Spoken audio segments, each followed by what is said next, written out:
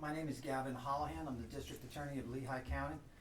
With me standing is our Special Victims Unit. This is Sarah Heimbach standing next to me, and the supervisor of our Special Victims Unit is Sarah Moyer standing next to her. From the Pennsylvania State Police is Trooper Petoskey, who's the investigator in this matter. What we're announcing today is a fairly disturbing arrest that took place over the weekend. Our district attorney's office and these investigators and these attorneys worked together to arrest two people. They are a married couple, Joshua Deschant, Dechant. His date of birth is December 30, 1988, and his wife's name is Tracy Deschant, same spelling. Date of birth is 9/3/1982. Both are charged with 2 counts. Each count is a felony. It's charged with endangering the welfare of a child. In this case, there are 2 children. They are twins. They're 15-year-old boys. It is our understanding that each boy is the biological child of Tracy and the stepchild of Joshua Deschant. This came to the attention of law enforcement on January 22nd when the state police were called to the area of their home in Lower Macungie Township, which is in Lehigh County. When the report was made of a nearly naked 15-year-old boy running around the neighborhood, banging on the door of a neighbor's home, the neighbor took him in. It was immediately apparent to the neighbor that this child had been essentially starved, malnourished. Eventually, as he was treated at the hospital, he was full grown, as far as height is concerned, 15-year-old boy, weighed approximately 55 pounds.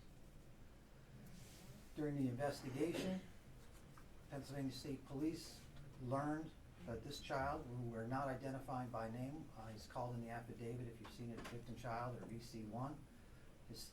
Turns out he's got a twin brother we're identifying as victim child 2.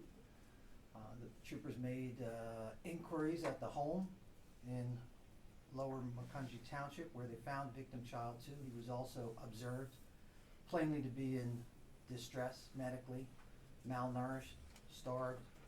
He was taken to the hospital. They are twin brothers, so he's obviously the same age, 15 years old. He weighed about 57 pounds. 53 pounds, so the 2 ages, Attorney Heimbach, the 2 weights? One was 55 pounds, the second was 53 pounds. There were other children in the home. At this point, all of the children have been removed from the home. Both parents were arrested. They were arraigned yesterday. Magisterial District Judge Mark McCants in Lehigh County set bail at $75,000 straight for each of the 2 parents. It's our understanding that they're in the process of posting their bail now and will probably be released within the next couple of hours, as they haven't been released already. The investigation, after speaking with the 2 children, revealed that they had lived in the home. They were not attending school in the sense that they would be seen by any school, so it was either being homeschooled, virtually schooled, or not schooled at all. The investigation revealed that they were very malnourished. They were extraordinarily thin to the point of emaciated, to the point where the medical providers determined them to be a near life-threatening situation. Both children told the police that they were abused in the home, punished in ways that included the denial of food and water, forcing the children to walk around the home naked, forcing them to stand outside naked in freezing temperatures, forcing them to sleep on the floor, often naked, with one blanket between the 2 boys. As I stated, when they were admitted to the hospital, their weights were, as you heard. The doctors and medical providers estimated that a normal child their age and their height should weigh approximately 143 pounds. The 2, as you heard, one weighed 53 pounds, one weighed 55 pounds. Medical records that we were able to obtain to date show that the last time they were in any kind of medical treatment was about 8 years ago. And in that intervening 8 years, it appears that each of the 2 boys have gained approximately 10 pounds. As I stated, this case has been investigated by the Pennsylvania State Police. It came to their attention just a few days ago. They acted rapidly to get both boys into medical care, investigated other children in the home. As I stated, it's my understanding that all of the children have been removed from the home. These 2 boys remain in treatment for medical care. This case is investigated by the Pennsylvania State Trooper Stephen Patinsky, who's present with us. I will ask you if there's any questions about this matter today, that they be directed to me. Trooper Patinsky will not be taking questions. Senior Deputy District Attorney Sarah K. Heimbach is the lead prosecutor in the case. With her today is Sarah Moyer, who is the lead in our Special Victims Unit.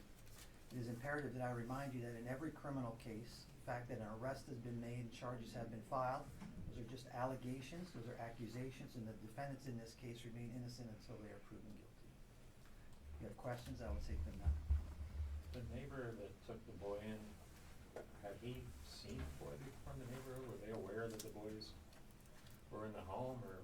Our understanding is that the boy was outside being punished, made to stand outside. This is last week when the temperatures were in the single digits, and that the first the neighbors were aware of the situation was when the child went to their house, banging on the door, begging for help. Yeah, but I mean previous to that, were they aware those boys lived in that house? They hadn't seen them in the street looking, because the description of them looks like they were camp victims. They were gaunt and emaciated. Yeah, at this point, my understanding is that the neighbors are absolutely helpful in this case. I have no information that they knew what was going on ahead of time, that this child came to their door and they opened their home to the child, took him in and contacted the police. State Police or Child Protective Services been at the home before? Anything else? That I can't really talk about, can't answer those questions. As you know, we try to respect the rights of the accused to a fair trial, so talking about prior involvement in the criminal justice system is one of those areas that I can't get into, so I apologize. And following up on that, is there anything with the school district? Have you looked into, had they been attending school, been pulled out? Did they have any kind of record of any learning disabilities for these children? What we understand now is that they had not been attending school in the traditional sense, so they hadn't been going to a brick and mortar school for several years. How many kids were found in that home, and were they also, abused in the same way those twins? My understanding is that there were 3 or 4 other children. There were 3 younger children who were found in the home, who were not found in the same state of physical neglect and abuse that these 2 boys were found. Are those So Joshua's children? Those charges we filed are on the 2 victims that we've identified. Are those Joshua's children? Those 3 younger? They are the biological children of both Joshua and Tracy. Mr. Sheriff. The sister that comes in. That's what's your chance, sir. Speak up. Are there other, is the investigation ongoing, or is there potential for more charges to be filed both for these victims or for other victims? It's fair to say the investigation is ongoing. This is a rapidly moving investigation, and it is absolutely still ongoing, and additional charges are potentially likely. The elder sister, the sister that moved out, I'm sorry, that that testified that she had been disciplined in the same way. Was she 18? Did she move out to go to school somewhere? What's that circumstance? Yeah, all I can tell you is that she reached the age of 18 and she no longer lives in the home, and what you saw in the affidavit is the best I can tell you about her. Yes? So just to confirm, the neighbor that took in the 15-year-old, they called the police? That's correct. How long have they lived in the neighborhood? I don't know. If they had been forced out into the cold, is there, in the past, is the property set away from other, like how secluded is this property that the neighbors hadn't noticed 2 nearly naked teenagers being forced outside somewhat routinely? The first answer to that question is I don't know, and the second is I don't want to say anything negative about the neighbors. Everything our investigation shows is that the neighbors responded wonderfully. They opened their home to a stranger who was at their door. They took the child in, they fed him, they clothed him, they called the police. They did exactly what you would want to do.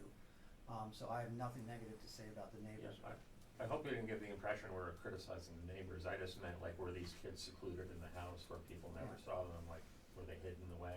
I would say that it's too early in the investigation for me to say that, and I don't mean to say that you did ask an inappropriate question. I just want to make it clear for my. Yeah, no, I understand, and I want to make sure that I don't send the wrong message, that we have any complaints about the neighbors. I think the neighbors did exactly what you would expect a neighbor to do in a positive way. But it's clear that the kids were not in school. It's clear at this point that they had not been seen by any medical provider for years. So you can draw conclusions from that as you see fit, whether they were secluded, whether that's just the way people chose to raise their children.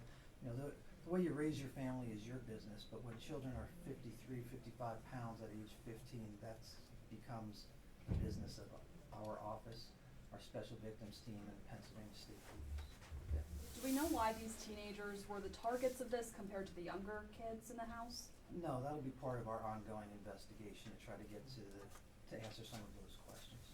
When will both Josh and Tracy be back in court?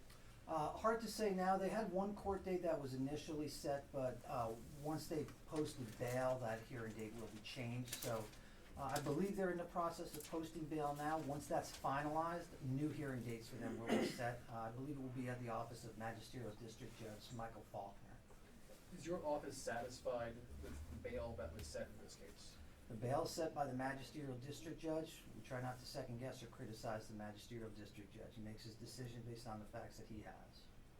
Gabby, can you speak to just when we know the details of where you are in your investigation, you see the pictures of these two young boys. What goes through your mind? Well, I will tell you that it is, in our opinion, of course, for these purposes, we have to maintain that these people are innocent of the crimes Sure. charged until we prove them guilty in court, okay? We have some of the pictures that we'll show you again. We've released some of them, but we have them here today. So before we end today, you'll get to see them and you can kind of answer that question for yourself. But just like the neighbor who saw this child for the first time, it was obvious to that neighbor that this was a child in distress. It was obvious to the first responders that this is a child in distress. It's obvious to the the treatment providers at the hospital that this is not a normal situation. So, you don't have to have young children, you don't have to have teenage children of your own to see that this is a tragedy for these kids, and that this is not something that happened once. This is not a one-off or a once-and-done situation in the opinion of the investigation. That's why this is charged as a course of conduct that you see in the charging documents. That's what increases the grading of the charges. So the allegations include that it's a course of conduct that went on for a period of time. According to the medical records that we have now, over 8 years, each one of them gained about 10 pounds. That speaks volumes, I think. Go ahead. Have they, do they have an attorney at this point? Do we know the name of the attorney? I don't have any information on whether they've obtained counsel yet. I didn't know because they posted bail. If that Yeah, required consent. Yeah, you're not required to have an attorney to post bail. So the fact that they posted bail does not give us an indication of whether they have counsel or not. I just wanna be sure, you said 2 counts of endangering welfare of a child, any other charges? At this point, no. Okay, and one other question, it seems like from our reporting that Mr. and Mrs. Deschamps owned a fairly successful HVAC company here in the Lehigh Valley, which leads us to believe a lot of people might know these people. Have you been able to confirm that they do own this company? We've confirmed that they work at an HVAC company. The ownership of it, the connection to it, I'm not familiar with. So, And work there, yeah. was there- More than that, I could not tell you. Was there any instance of him, Mr. Deschamps, coaching lacrosse in a youth league or anything like that? I'm not aware of that. Yes. Would you say this is one of the most intense cases of like child endangerment that you've probably come across since you've been DA, or could you talk about just that? Unfortunately, we don't, this is gonna sound crude, but we don't rate these sorts of things. So that, I don't know how to answer that question. There's terribleness and then there's terribleness and these, so we see terribleness. I think most people would say that they're looking for, if you look at abuse that has allegedly occurred over an 8-year, almost decade span, and you're still figuring out where these kids homeschooled, virtual, or not attending school at all, can you give us a little bit more context of like where are you at in the investigation, determining what were these kids experiencing when it came to just supervision outside of their parents in any way? Okay, what's today, the 28th, 29th? 27th. Yeah, today's the 27th, all right? So this came to the attention of law enforcement on the 22nd. So our goal is to move quickly to do the investigation as accurately and as rapidly as we can to get answers sufficient to file criminal charges so that we can protect the children. And that's what we did. So I apologize that we don't have all of the answers done at this point. But as we say, the investigation is ongoing. So I realize the desire for more answers, but we have to make a decision. Do we get all of the answers and then make an arrest, or do we get sufficient answers to justify the charges we filed, make an arrest, get the children to safety, and then continue our investigation, and that's the path that we've chosen. So, I can tell you what I've already told you about. We don't believe they were in school. We don't believe they were seeing, brick and mortar school. We don't believe they were seeing live teachers on a regular basis. We don't believe they were getting medical care on a regular basis for the last 8 years. And at this point, early in the investigation, we don't have any information that they were seeing people, interacting with people on a regular basis. Given the fact that it sounds like they've done a decade or so without much interaction, are you surprised that this case, this pattern of apparent abuse has been able to go on this long without it coming to someone's attention? No, I'm not surprised. Why is that? Because the world is a bad place. And I've seen a lot of it, and it doesn't surprise me anymore. Sorry. Are they still in the hospital? Yes. And when they get out, who will they go to? Go to the system or the family? Right, I'm sorry, Sue? It's unclear at this point. You guys have said that the other children have been placed with family. Is there concern that the family may have been aware of this abuse for these older children? Yes, there's absolutely concern about that. And if there, can you explain then the decision to place them in the care of family under those circumstances? Sure, there's concern, but we don't have evidence that that concern is true or accurate, right? As I say, we're early on in the investigation. But the other part of the answer to that question is that we don't get to decide where those children go to. So we're the prosecutor's office. There's different people who make the decision of where those children go and who the next caretaker for those children are. Do you have the ages of the younger children? Do we have the ages of, we do not, or I don't. There is a sister that is older than the twins. She is 16, but as far as the children that are younger than the twins, I'm not aware of their exact ages.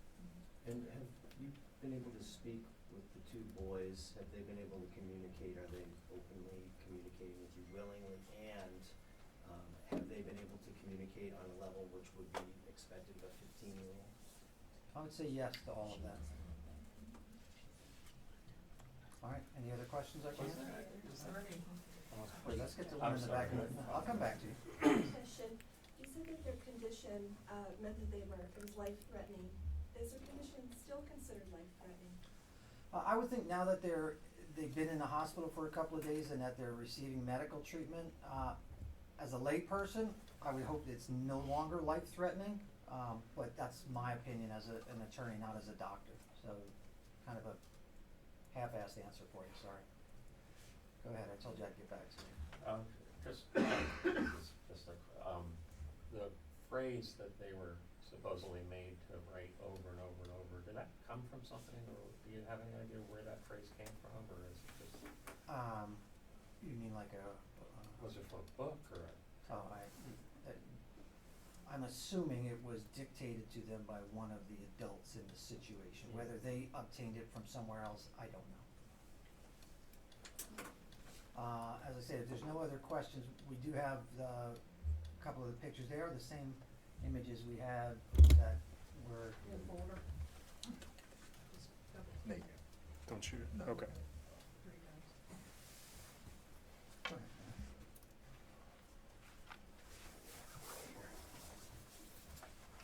Double click, yeah. I'm double clicking down.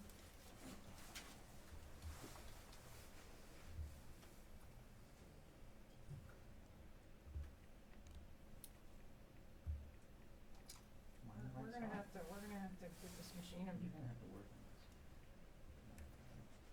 We should be able to just. So I believe this is Exhibit A.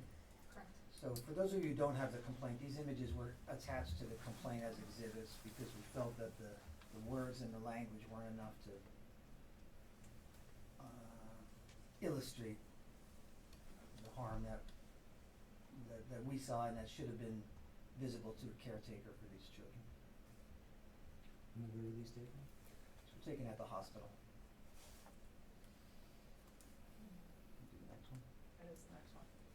speed. And those are like lesions or like bed sores Bruises. almost? Yes. Yes.